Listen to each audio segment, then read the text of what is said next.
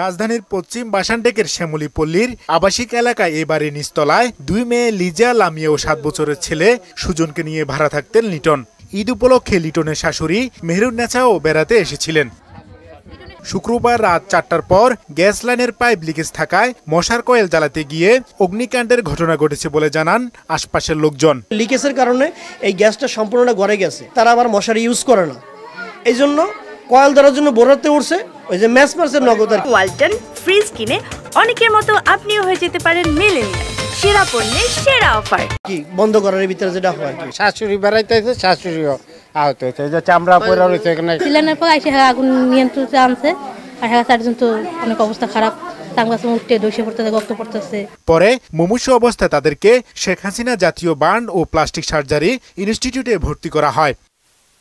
চিকিৎসক পার্থশঙ্কর পাল জানান, সবার অবস্থা আশঙ্কাজনক। লিটনের স্ত্রী সূর্যবানুর শরীরের 82% পুড়ে যাওয়ায় তাকে আইসিইউতে স্থানান্তর করা হয়েছে। সবারই 80% থেকে শুরু করে 80-র উপরে থেকে শুরু করে সর্বশেষ যে আছে সেটা 30% বার্ন আছে। তবে এর মধ্যে আমরা 2জনকে এইচডিউতে পাঠাচ্ছি এবং একজনকে আইসিইউতে পাঠাচ্ছি এবং সবাইকে ম্যানেজ করা হয়েছে এবং সবাই আশঙ্কাজনক অবস্থা আমাদের এখানে আছে। এছাড়াও লিটনের 67%, মেয়ে লামিয়ার 55%, লিজার 30%, শিশু ছেলে সুজনের 43% এবং লিটনের শাশুড়ি মেহেরুন্নেছার শরীরে 47% পুড়ে গেছে বলে জানান চিকিৎসক। ছোট মেয়েটা 55%। হুমায়ুন কবির, মোহনা সংবাদ, ঢাকা।